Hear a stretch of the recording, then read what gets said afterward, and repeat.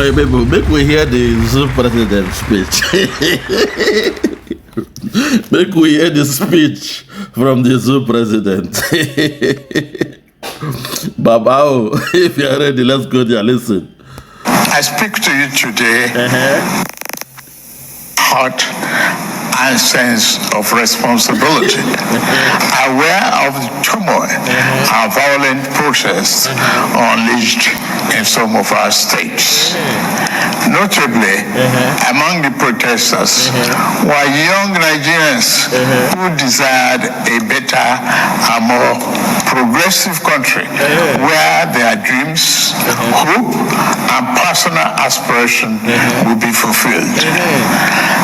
I am especially pained by the laws of Jigawa, Kano, Kaduna, and other states, the destruction of facilities in some states, and the wanton looting of supermarkets and shops, contrary to the promise of protest organizers that the protests will be peaceful across the country. The destruction of properties set us back as a nation, as scarce resources will be again used to restore. I commiserate with the families and relations of those who have died in the protests. We must stop further bloodshed, violence, and destruction. As the president of this country, I must ensure public order in line with the constitutional oath to protect the lives and property of every citizen. Our government will not stand idly by and allow a few political agenda to tear this nation apart. Under the circumstances, I hereby enjoin protesters and the organizers to suspend any further protest and create room for dialogue, which I have always acceded to at the slightest opportunity. Nigeria requires all hands on deck and it owes all, regardless of age, party, religion, or other divides, to work together, reshaping our destiny as a nation. To those who have taken undue advantage of this situation to threaten any section of this country, be warned. The law will catch up with you. There is no place for ethnic bigotry or such threats in the Nigeria we seek to build. Our democracy progresses the right of every Nigerian are respected and protected.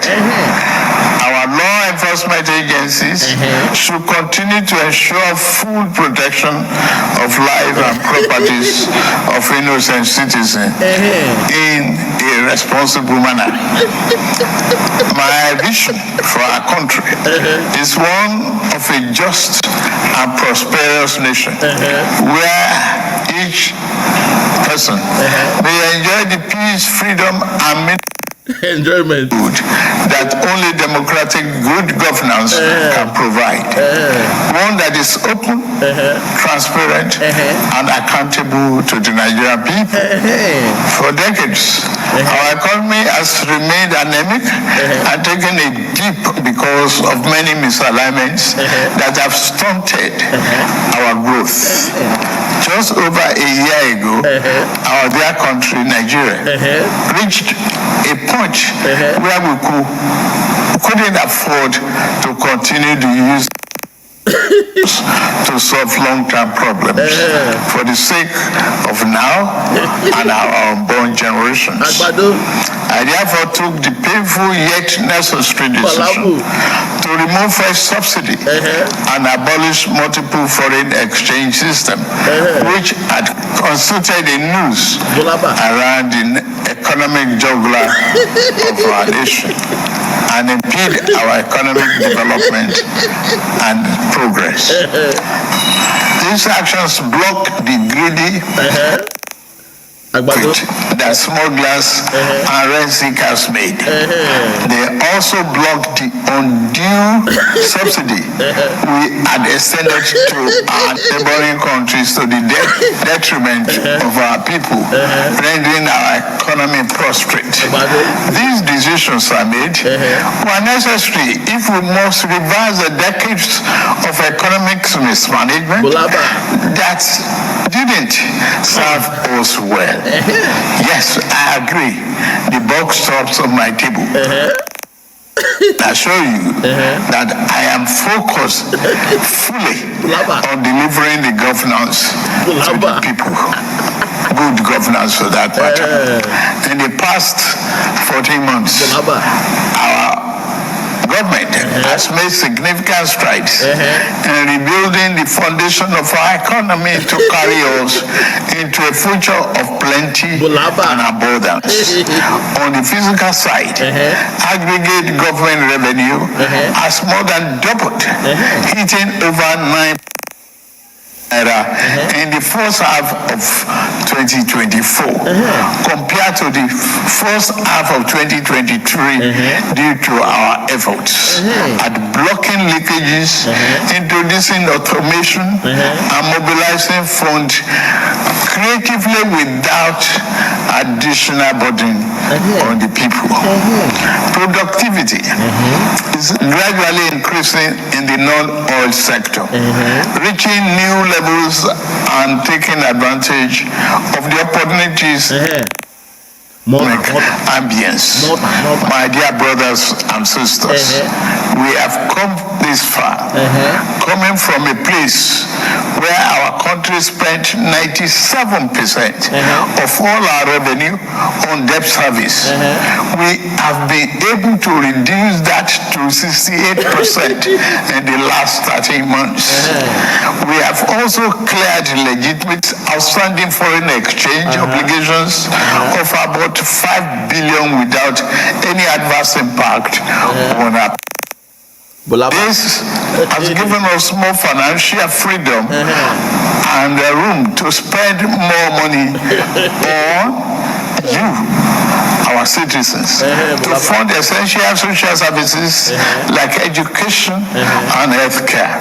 It has also led to our state and local government receiving highest allocation ever in our country's history from the federation account. We have also embarked on major infrastructure projects. We are working to complete inherited projects critical to our economic prosperity, including roads, bridges, railways, power and oil and gas development. Notably, the Lagos-Calabar Coastal Highway and Sokoto-Badagry Highway projects will open up 16 connecting states, creating thousands of jobs and boosting economic output through trade, tourism, and our once declining oil and gas industry is experiencing a resurgence on the back of the reforms I announced in May 2024 to address the gaps in the Petroleum Industry Act. Last month, we increased our oil production to 1.61 million barrels per day, and our gas assets are receiving the attention they deserve. Investors are coming back into foreign direct investments, signed over $500 million since then. Fellow Nigerians, we are a country blessed with both oil and gas resources, but we met a country that had been dependent solely on oil-based petrol, neglecting its gas resources to power the economy. We were also using our hard-earned foreign exchange to subsidize the use.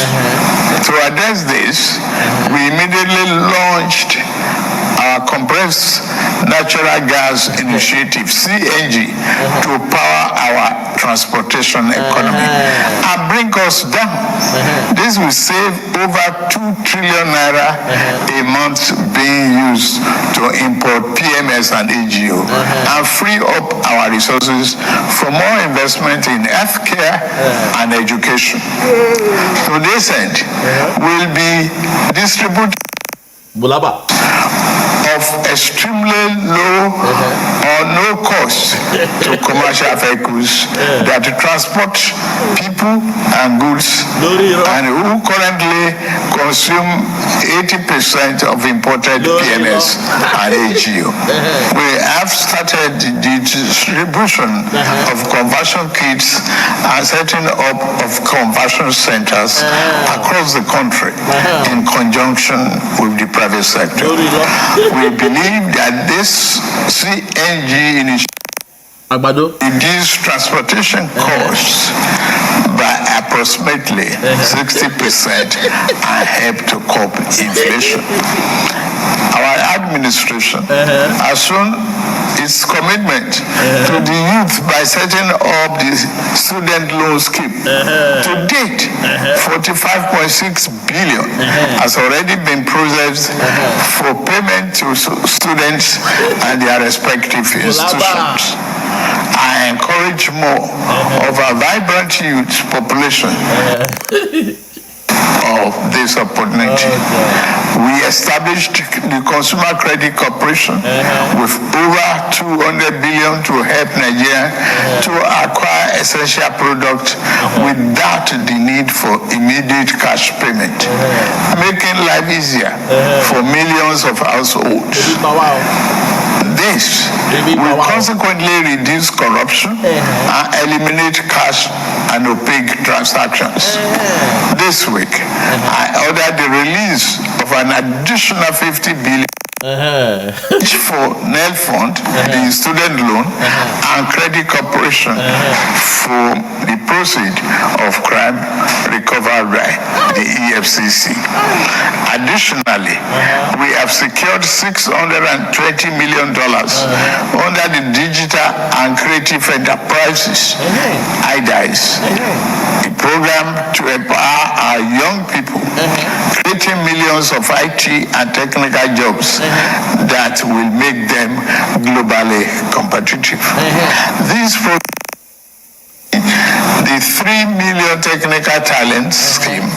Unfortunately, one of digital centers was vandalized during the protests in Kano. What a shame.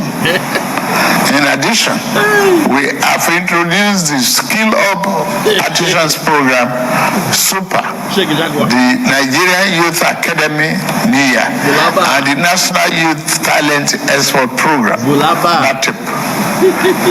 Also, more than 570 billion is to the 36 states to expand livelihood support to their citizens. While 600,000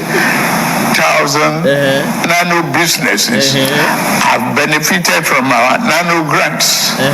An additional 400,000 more nano businesses are expected to benefit. Furthermore, 75,000 beneficiaries have processed to receive our 1 million micro and digit interest loans starting this month. We have also built 10 MSME hubs within the past year, created 240,000 jobs through them, and 5 more hubs are in progress, which will be ready by October this year. Payment of 1 billion each also have been made to years under a single-digit loan to boost manufacturing output and stimulate growth. I signed the national minimum wage into law last week, and the lowest earning worker will now earn at least 70,000 naira a month. 6 months ago, in Kasana, Abuja, I inaugurated the first phase of our ambitious housing initiative, the Renew Bulaba and Estate. This project is the first of 6 we have planned across the nation's geopolitical zones. Each of these cities will include a minimum of 1,000 housing units, with Kasana itself set to deliver 3,212 units. In addition to this city project, we are also launching the Renew Hope Estate in every state, comprising 500 housing units. Our goal is to complete a total of 100,000 housing units over the next 3 years. This initiative is not only about providing homes, but also about creating thousands of jobs across the nation, as well as stimulating economic growth. We are providing incentives to farmers to increase food production at affordable. I've directed that tariffs and other import duties should be removed on rice, wheat, maize, sorghum, and drugs, and other pharmaceutical medical supplies for the next 6 months. In the first instance, to help drive down the prices. I've been meeting with our governors and key ministers to accelerate food production. We've distributed fertilizers. Is to cultivate more than 10 million hectares of land to grow what we eat. The federal government will provide all necessary incentives for this initiative, whilst the state provide the land, which will put millions of our people to work and further increase food production. In the past few months, we have also ordered mechanized farming equipment, such as tractors, worth billions of naira from the United States, Belarus, and Brazil. I can confirm to you that the equipment is on the way. My dear Nigerians, especially our youths, I have heard you loud and clear. I understand the pain and the frustration that drive these protests.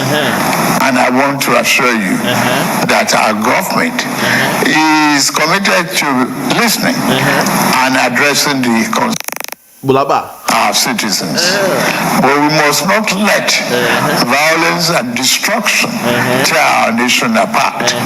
We must work together to build a brighter future where every Nigerian can live with dignity and prosperity.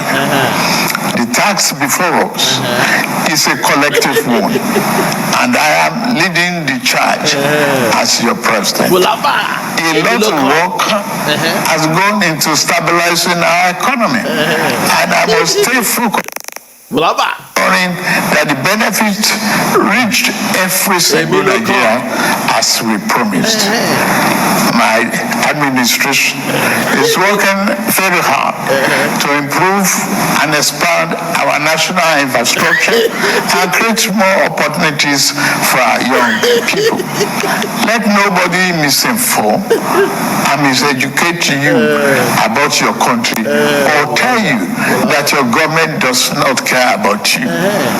Although there have been many dashes in the past, we are in a new era of renewed hope. We are working hard, and the result will soon be visible and concrete for everyone to see, feel, and and enjoy. Let us work together to build a brighter future for ourselves and for generations to come. Let's choose hope over fear, unity over division, and progress over stagnation. The economy, please, don't shut out this oxygen. Now that we have been enjoying democratic governance for 25 years, do not let the extremists of the enemies of democracy use you to promote an unconstitutional agenda that will set us back on our democratic journey. Forward ever, backward never. In conclusion, security operations continue to maintain peace, law, and order in our country, following the necessary Convention on Human Rights, to which Nigeria is a signatory. The safety and security of all Nigerians are paramount. Thank God and thank you for your attention. And may God continue to bless our great nation. Thank you very much. Bulaba! Bulaba! My God, have mercy. My people, this is your king. Nigeria would shame they shame me. This is your president. Balablu Bulaba. Hi! Nigeria. Now who doing this thing? Those who believe in Nigeria. Now who doing this thing? Una shame they shame me. A very incoherent human being is ruling you guys. Una shame they shame me. I play this one to shame you all. Hear the way he speaks. Make shame catch una. Those that believe in tribalism, you believe, say, okay, Emi Lokon, Egbekini wa. Even when someone is a drug dealer, somebody does not have a school report card or whatever, it's okay. He's from my tribe. That's all matters. Now, they suffer now. Mr. Balablu Bulaba, look at the way he's talking. Incoherent. Nigeria, una shame they shame me. Make una shame for me now. Una shame they shame me. I rest my case. Very, very sad. The one so-called giant of Africa. Look at you now. You are now tribalistic by nature. You have allowed the cabal to take over that zoo called Nigeria. You have allowed nepotism, red tapism, and all the other isms to flourish in that contraption called Nigeria. This is your king. You've heard your king's speech. He was speaking like a child, like a toddler, very incoherent. And you expect the whole world to take you serious? What a shame. So long to the zoo called Nigeria. There was once a Nigeria. But today, Nigeria is gone. And gone for good. So long.